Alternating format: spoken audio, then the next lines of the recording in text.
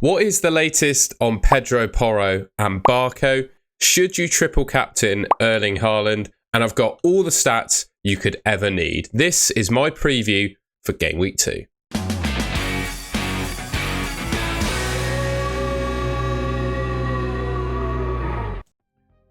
Right, I'm going to take you through all the good stats to start with then. So like I've done in previous videos, I'm going to go through those by Rob T FPL on Twitter. Now, Rob T FPL is a fantastic resource for all sort of useful FPL related stats that derive from betting markets. I go through this and say this line in every video, so you're probably bored if you're a regular watcher of this channel. But he takes data from betting markets. Betting companies, betting markets, etc. are ones where so much money is invested in the maths, the algorithms, the calculations behind it to allow the bookmakers to make basically as much profit as they can from punters.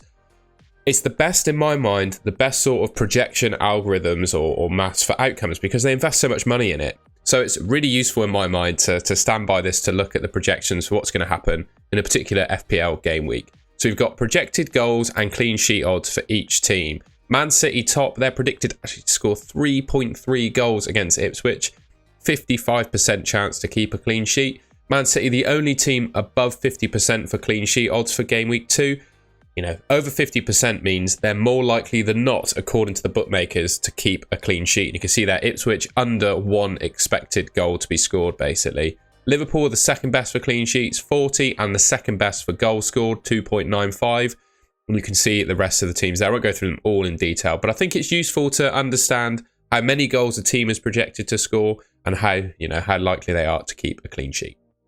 This little graphic shows the same thing, but it's just fixture by fixture rather than ranking the teams. So we've got Brighton, Man United, Fulham, Leicester, Southampton, Nottingham Forest, Aston Villa, Arsenal, Wolves, Chelsea, Crystal Palace, West Ham, Man City, Ipswich, Tottenham, Everton, Bournemouth, Newcastle, and Liverpool, Brentford. Again, I'm not going to go through them all in detail. You can pause the video if you like, just to have a look through, but just a different view of the same stats. Couple of other things then. So essentially, this is a fast fantasy model from 11ify. 11ify is another really good, useful source of fantasy football related projections in stats. Essentially, what this is a very quick tool ranking players for the next few game weeks, basically. It puts a figure towards their future importance, which is basically their score out of 100 as to how good of a pick they're going to be for the next few game weeks, according to the projections, and you get a star rating for the game week 2 captaincy. What this is basically saying is Haaland is projected to be the highest point scoring player in the game for the next few weeks and is the best game week 2 captain. According to 11ify, have a very similar sort of projection model to what Rob T FPL uses. So again, I would personally stand behind what they have to say and the valuable players that they have on this list. This is the Fantasy Football Hub best free hit team for game week 2. Now, not suggesting you should use your free hit or anything, but what it does show is the best 11 players that you can assemble within 100 million for game week 2. So if there are some of these players in your team, I suggest you'll set up quite well for a good game week. Interesting to see Rico Lewis in there. I think he's a pretty decent option, particularly as a replacement for Quansah. Although you do have to obviously ask the question, how many games is he actually going to stitch together for Man City? But having watched them against Chelsea, we all know how Guardiola last season was kind of that inverted attacking fullback on the left-hand side. But while Rico Lewis was in the team against Chelsea, they swapped. Guardiola sat more deep as a centre-back, and Lewis was the more attacking one. So just an interesting observation that I made during that Chelsea game. Obviously, we saw the Man City clean sheet odds are just ridiculous, and Haaland's in there, the best captain of the game week. 8.7 expected points, according to Fantasy Football Hub. Haaland, yeah, I just think he's great. In fact, I'd genuinely consider him a triple captain option, which we'll get into in a second. And Salah's second best. I think if you have him and don't have Haaland, captaining him will be just fine. But for game week 2, Haaland playing a newly promoted team against, well, Ipswich at home at the Etihad, where we all know he's a little bit better than he is away from home, I would be worried not to have him. Okay, so couple bits of news then. First of all is Barco, the most popular 4 million defender in the game, has left for Sevilla on loan. Official from Fabrizio Romano. This was nailed on yesterday. I was just looking at the date, 22nd of August today. This is actually yesterday's news. One worry players are going to have with Barco, though, is what is going to happen with his price. And there's a real lack of clarity around the FPL community as to exactly what is going to happen. So from the official FPL price changes, well, it's not official, it's blue ticked. From the FPL price changes account we've seen, taken from FPL statistics, when a player's injured suspended, or on loan, his price can still change in value. However, once his status has changed again, his price will be locked. So, while Barco leaves on loan to Sevilla, during this time, his price can go down. It doesn't look like it's happening that quickly. This is the latest from the Fantasy Football Hub price change predictor tool. There's a link, by the way, to sign up for Fantasy Football Hub, so you can see this for yourself in the description. They predict him to change in price in circa 1 week. So maybe between game week 2 and game week 3. He's 18.54% of the way to going down to 3.9 million, but he's not quite there yet. Something to bear in mind, I would say. If you have both Barco and Quansah, my God, you are so unlucky. I would definitely sell one of them if I had 2 of them. With Barco, I don't know. I'd probably save him for a little bit. I don't think his price will go down before the game week 2 deadline. But unless FPL remove him from the game, he's still constantly going to be a risk of being, you know, a potential price change. So it's just one to keep an eye on for now.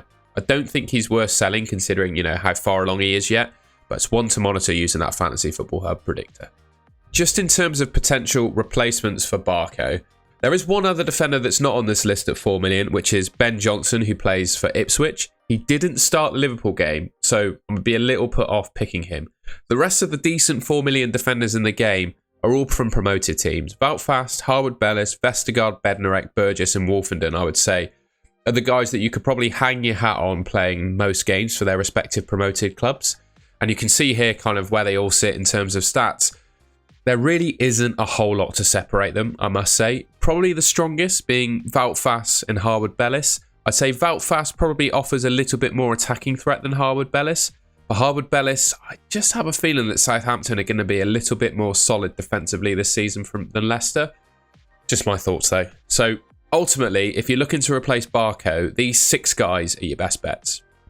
Now next up is Pedro Porro. He was unfortunately subbed off against Leicester with what looked like an ankle injury. You can see on the right here an account physio scout who did a brief analysis of the potential injury that he had. It could have been anywhere from 1 to 4 weeks. However, just today, in fact, literally 30 minutes before I started recording this video, there was a video taken from Spurs training, and all we had was a camera video shot of players running away with their backs to the camera. FPL Focal, you will probably know who he is if you subscribe to me.